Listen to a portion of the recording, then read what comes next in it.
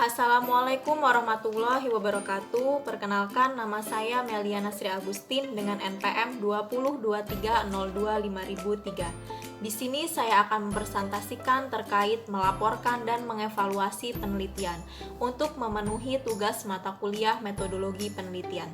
Baiklah, kita langsung saja kepada materi yang pertama, yaitu pengertian laporan penelitian. Menurut Creswell, laporan penelitian adalah laporan tentang pelaksanaan investigasi dan eksplorasi suatu masalah, mengidentifikasi pertanyaan yang akan dijawab, tercakup data-data yang dikumpulkan, dan dianalisis serta diberi interpretasi oleh si peneliti. Selanjutnya, jenis laporan penelitian. Di sini ada 4 jenis laporan penelitian. Yang pertama, laporan penelitian yang ditulis untuk lembaga atau instansi tertentu. Kedua, laporan penelitian yang ditulis untuk memenuhi tugas sekolah seperti paper. Dan laporan penelitian yang ditulis untuk memenuhi tugas kuliah seperti skripsi, tesis, dan juga disertasi. Yang ketiga, jenis laporan penelitian yang ditulis untuk jurnal akademik, dan yang keempat, laporan penelitian yang ditulis untuk media populer seperti koran dan juga majalah. Nah, di sini Creswell berpendapat laporan penelitian itu ada yang berbentuk tesis, disertasi, artikel jurnal, makalah konferensi, seperti yang kita kenal yaitu proceeding dan juga proposal. Nah, bagaimana halayak dapat menerima laporan penelitian? Ada beberapa kriteria.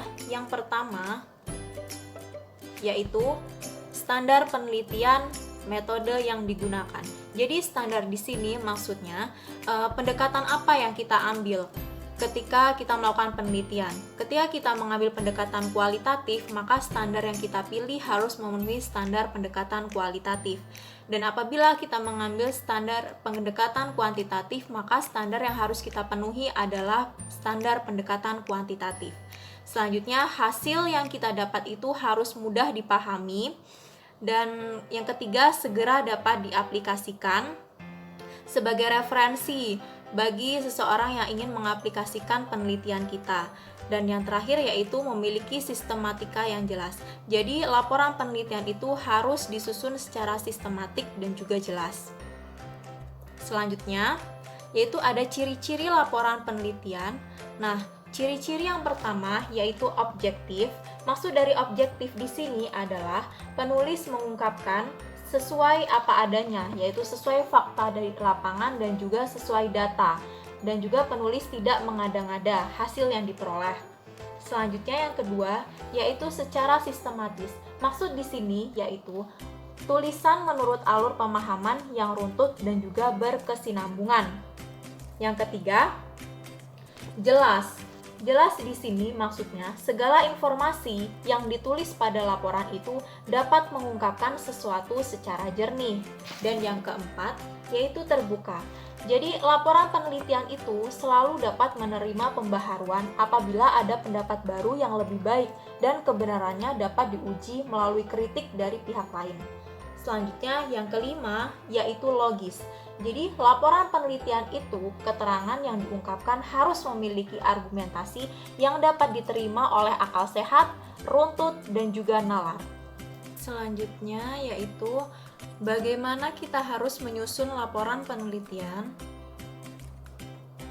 Struktur fisik laporan penelitian mampu mengidentifikasi struktur yang mendasari laporan tersebut dan akan membantu dalam menulis penelitian serta memahaminya. Nah, struktur fisik sebuah laporan penelitian adalah cara menyusun topik-topik yang membentuk suatu kerangka bagi sebuah penelitian. Cara menentukan struktur penelitian yaitu tergantung pada pendekatan apa yang kita ambil. Jika kita menggunakan pendekatan kuantitatif, maka struktur penyusunan laporan yang akan kita gunakan menggunakan struktur kuantitatif. Begitu pula sebaliknya, jika kita menggunakan pendekatan kualitatif, maka struktur penyusunan laporan berdasarkan pada struktur kualitatif. Nah, selanjutnya di sini struktur laporan penelitian kuantitatif. Nah, bisa diperhatikan di situ ada bagian depan, kemudian bagian isi, dan juga bagian belakang. Nah, bagian depan ini berisi judul halaman, dan juga abstrak penelitian. Nah, di bagian isi dari laporan penelitian tersebut yaitu ada pengantar. Nah, pengantar ini berisi pernyataan masalah, pernyataan tujuan, pernyataan penelitian atau hipotesis, dan pernyataan teori atau konseptual. Selanjutnya di situ ada tinjauan pustaka yang berisi review dari penelitian sebelumnya, ringkasan tema utama, bagaimana studi ini akan memperpanjang literatur. Selanjutnya ada metode. Metode ini berisi sampel, kemudian akses dan izin, instrumen dan kehandalan mereka dalam validasi dan intervensi, dan prosedur pengumpulan data serta analisis data. Lalu selanjutnya di bagian result atau hasil itu berisi analisis deskriptif semua data, kemudian hasil analisis inferensial untuk menjawab pertanyaan atau hipotesis, lalu ada tabel dan gambar untuk menampilkan data. Di bagian diskusi itu berisi ringkasan hasil utama, hubungan hasil studi yang ada, keterbatasan penelitian, lalu implikasi untuk penelitian masa depan, signifikansi keseluruhan penelitian. Lalu di bagian akhir itu berisi referensi ataupun lampiran, misalnya lampiran instrumen ataupun pernyataan kunci. Baiklah, selanjutnya yaitu struktur laporan kualitatif. Nah, di sini disediakan struktur laporan kualitatif terdiri dari bagian depan, kemudian isi, dan juga bagian belakang. Nah, bisa dilihat pada slide.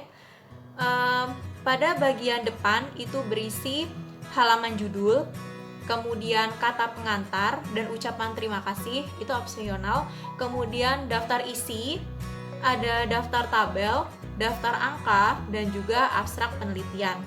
Lalu di bagian isi itu ada pendahuluan yang berisi pernyataan masalah, pernyataan tujuan, pertanyaan penelitian dan juga hipotesis, prosedur, dasar pemikiran, pendekatan kualitatif.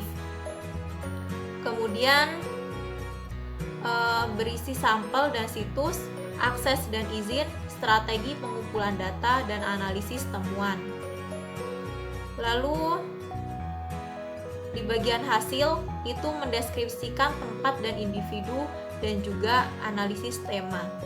Pada bagian diskusi ini menjelaskan temuan utama, perbandingan temuan dengan studi yang sudah ada, keterbatasan penelitian, implikasi untuk penelitian masa depan, dan juga signifikansi keseluruhan penelitian. Pada bagian akhir ini berisi referensi dan juga lampiran. Nah, karena ini penelitian kualitatif, maka lampiran bisa berupa hasil wawancara, angka, dan juga observasi. Baiklah, selanjutnya, bagaimana menulis laporan penelitian ilmiah supaya sensitif dan juga etis? Nah, yang dimaksud sensitif di sini dalam arti peka. Peka dalam menghargai orang dan juga tempat. Nah, jadi kita tuh lebih sensitif, kita lebih peka lagi, tahu apa yang dimau misalnya pembimbing kita gitu. Inginnya laporan kita tuh yang seperti apa. Nah, makanya kita tuh harus sensitif terhadap hal itu. Kemudian etis di sini maksudnya sesuai dengan kaidah atau sesuai dengan aturan yang berlaku. Nah, ada beberapa aturan yang dapat kita gunakan agar menulis laporan secara baik, yaitu yang pertama, menggunakan bahasa yang mengurangi bias. Nah, bias di sini maksudnya sebuah penyajian bahan yang dipenuhi prasangka. Ia juga berarti kesalahan yang konsisten dalam memperkirakan sebuah nilai. Nah, bias di sini adalah berlebihan dalam berbahasa. Jadi, dalam melaporkan laporan ilmiah, seharusnya kita hanya membicarakan apa yang didukung oleh data, jadi tidak dilebih-lebihkan. Jadi misalnya data yang kita peroleh itu memang meningkat, tidak signifikan, maka ya kita laporkan apa adanya, tidak signifikan. Kita jangan melebih-lebihkan, kita bilang model pembelajaran kita itu sangat efektif atau sangat bagus, nah itu malah dicurigai sebagai bias, begitu. Selanjutnya yang kedua yaitu menggunakan istilah pengkodean yang sesuai. Nah, maksud pengkodean di sini adalah menggunakan istilah ilmiah yang sesuai pada penelitian kita. Ketika menulis laporan penelitian, enkode tulisan kita menggunakan bahasa penelitian. Dalam hal ini, encoding adalah penggunaan dengan sengaja istilah-istilah khusus oleh penulis untuk mengungkapkan ide-idenya. Nah, praktek seperti ini bisa meningkatkan akseptabilitas penelitian kita di mata panitia penguji. Nah, misalnya pada penelitian menggunakan pendekatan kuantitatif, maka kita akan memilih istilah seperti membandingkan dan juga menghubungkan. Kemudian pada penelitian kualitatif, maka kita akan memilih istilah seperti menelusuri dan juga menemukan. Nah, selanjutnya yaitu kita menggunakan sudut pandang yang sesuai. Nah, sudut pandang ini tergantung dari pendekatan apa yang kita ambil. Pada pendekatan kuantitatif, di sini peneliti berada pada latar belakang dan menarasikan penelitiannya. Nah, dalam hal ini peneliti menjadi orang ketiga yang serba tahu. Contoh, si peneliti melaporkan hasil-hasil penelitiannya dan menjelaskan penelitian tersebut. Kemudian, pada penelitian dengan menggunakan pendekatan kualitatif, si peneliti hadir berada pada foreground, terutama dalam laporan penelitian dengan gaya naratif. Selanjutnya, keseimbangan penelitian dan juga isi. Jadi maksudnya di sini adalah dalam menulis laporan ilmiah, kita harus mencakup keseimbangan antara memperlihatkan pengetahuan tentang apa yang kita teliti dan juga pengetahuan tentang metodologi, isi, dan pokok terkait penelitian kita. Jadi harus seimbang antara materi dan juga metodologi penelitian yang kita pakai. Selanjutnya, keterkaitan antara bagian dari suatu penelitian. Nah, strategi penulisan yang kita gunakan dalam penulisan laporan penelitian adalah membangun saling keterkaitan antara masing-masing bagian, sehingga kita bisa memperhatikan konsistensi pembicaraan kepada para pembaca. Misalnya, pada penelitian kuantitatif, masalah penelitian berulang kali disebut-sebut. Nah, ini akan mengaitkan seluruh bagian pada laporan penelitian. Masalah penelitian ini disajikan pada bagian pendahuluan, kemudian diberi penekanan akan pentingnya masalah tersebut, lalu dibicarakan lagi dan hipotesis penelitian. Kemudian masalah ini dapat dibicarakan lagi pada bagian mengumpulkan data dan juga analisis data. Kemudian pada hasil akhir, permasalahan ini dapat dibicarakan lagi jika penelitian itu membutuhkan penelitian lanjutan ataupun sudah. Selanjutnya, tujuan penelitian, judul penelitian yang singkat. Maksudnya di sini, tujuan dari sebuah judul adalah menyarikan gagasan pokok dari makalah dalam bentuk yang padat dan juga jelas. Ini bermakna bahwa semua kata-kata haruslah jelas bagi pembaca tanpa memerlukan definisi. Nah, selanjutnya ada beberapa yang harus diperhatikan dalam judul penelitian. Nah, di sini misalnya pada judul penelitian kuantitatif, maka seharusnya berisikan variabel-variabel. Nah, di situ harus jelas mana variabel terikat, kontrol, dan juga variabel bebas. Kemudian ada keterangan partisipan dan juga lokasi penelitian. Nah, untuk penelitian kualitatif, unsur-unsurnya yaitu fenomena sentral yang diteliti, partisipan, dan juga situs dan lokasi penelitian. Baiklah, selanjutnya, bagaimana mengevaluasi kualitas penelitian kita? Nah, setelah kita melaksanakan penelitian, kemudian menulis laporan, maka kita mengevaluasi penelitian kita, yaitu kita perlu mewanti-wanti terhadap kualitas penelitian kita. Nah, evaluasi ini bertujuan untuk menghasilkan penelitian dengan kualitas yang bagus. Nah, penerapan standar dalam kualitas penelitian ini juga tergantung pada pendekatan apa yang kita ambil. Yang pertama yaitu penerapan standar pada pendekatan kuantitatif. Nah, di sini pada penelitian masalah itu berisikan apakah masalah itu dinyatakan, kemudian apakah masalah itu jelas, lalu apakah masalah itu lengkap dan juga akurat, lalu apakah menawarkan nilai teoritis dan praktis. Selanjutnya, sastra ulasan, yaitu apakah jelas, relevan, dan juga terbaru berdasarkan penelitian dan melaporkan angka. Lalu kemudian apakah kutipan referensi yang akurat. Selanjutnya pada hipotesis dan variabel. Nah, di sini yang perlu diperhatikan yaitu apa sajakah hipotesisnya, apa sajakah jenisnya. Apakah penelitian menunjukkan independen, dependen, dan inversi moderator atau mengendalikan variabel. Lalu, apakah definisi operasional yang diberikan untuk variabel. Kemudian, apakah variabel-variabel tertentu itu dimanipulasi.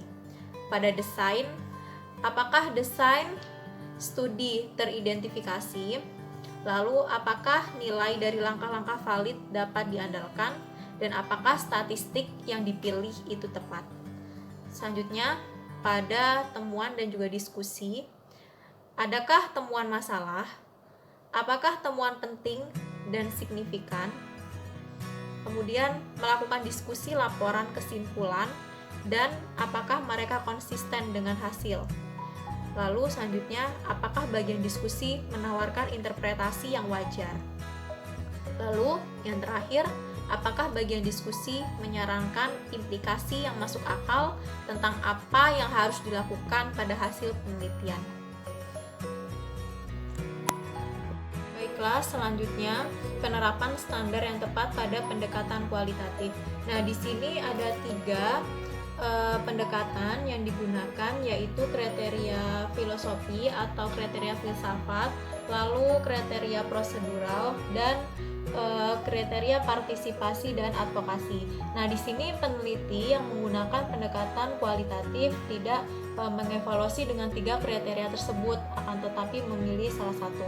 Nah, sebagai contoh, jika seorang tertarik pada ide-ide filosofi pada penelitian kualitatif, maka akan menekankan pada sisi perspektif apa yang dibangun, yaitu dalam hal pengetahuan, yakni rancangan yang terus bergulir dan juga realistis berdasarkan pengalaman-pengalaman subjek.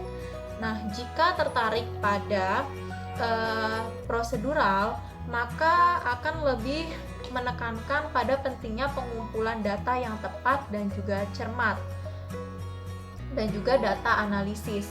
Dan apabila peneliti tertarik pada partisipatori atau advokatif, maka akan memberikan penekanan pada pentingnya berkolaborasi dan juga dengan partisipasi dalam kedudukan yang setara, serta penulisan yang persuasif. Fungsi penulisan laporan penelitian. Nah, yang pertama untuk keperluan studi akademis, misalnya skripsi untuk S1, tesis untuk S2, dan juga disertasi untuk S3. Yang kedua yaitu untuk pengembangan ilmu pengetahuan, dan yang terakhir untuk publikasi ilmiah. Nah, baiklah. Sekian presentasi dari saya. Jika ada salah, saya mohon maaf. Saya akhiri. Wassalamualaikum warahmatullahi wabarakatuh.